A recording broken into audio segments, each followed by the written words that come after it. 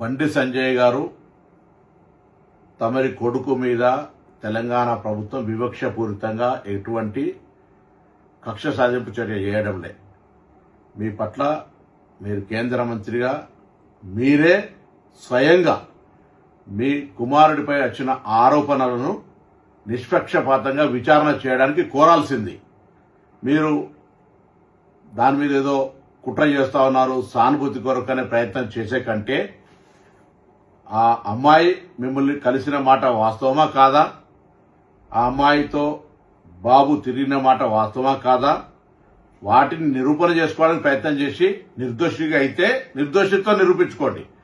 కానీ మీరు కేంద్ర హోంశాఖ సహాయ మంత్రి ఉండి ఒకవేళ పొరపాటు జరిగితే చట్టం తన పని తాను చేసుకుపోయే విధంగా ఉండాలని కోరుకుంటా ఉన్నా.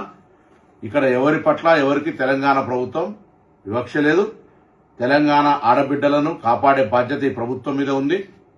తప్పకుండా తెలంగాణ ఆడబిడ్డలకు విశ్వాసం కలిగజేస్తాం. ఎక్కడ ఇటువంటి చర్యలు జరిగితే వారికి పూర్తిగా సపోర్ట్గా ఉంటుంది.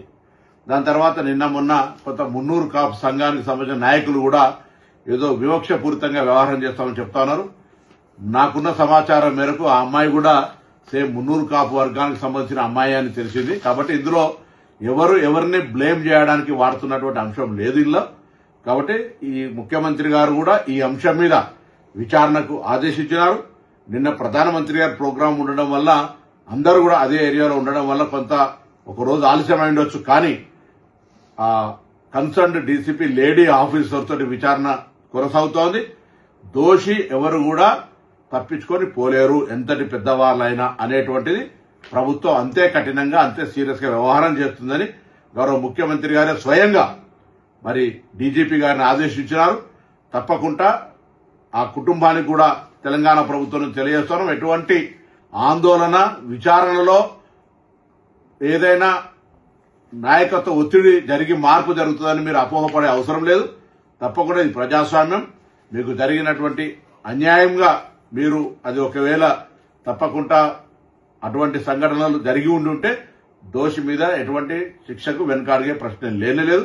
కాబట్టి నేను ఈ సందర్భంలో మరొకసారి మా పార్లమెంటు సభ్యుడిగా మరి కష్టపడి రాజకీయాల్లోకి వచ్చినారు, బ్యాక్వర్డ్ క్లాస్ అంటా ఉన్నారు. దానికి ఎక్కడ కూడా అవన్నీ కూడా ఈ సంబంధించిన ఇష్యూకు సంబంధం లేదు. కాబట్టి మీ పట్ల డెఫినెట్లీ అయితే మా పార్లమెంటు మెంబర్ గా మీకు రెస్పెక్ట్ అనేటువంటిది రెస్పెక్టే. కానీ ఇటువంటి సంఘటనల పట్ల మనం వ్యక్తిత్వానికే మచ్చగలిగేటప్పుడు మనమే ఒక అడుగు ముందుకేసి అటువంటి దానికి విచారణకు సహకరించి మనం చేయాల్సి వస్తుంది. లేకపోతే అధికారాన్ని వినియోగించుకొని మనం విచారణకు అడ్డంగా పోయేటువంటి పరిస్థితుల వల్ల మనం దానికి వ్యవహరిస్తున్నట్టు వస్తే ప్రజాస్వామ్యం గౌరవించదు అనే మాటలు దయచేసి బండి సంజయ్ గమనించాలని కోరుతా ఉన్నా.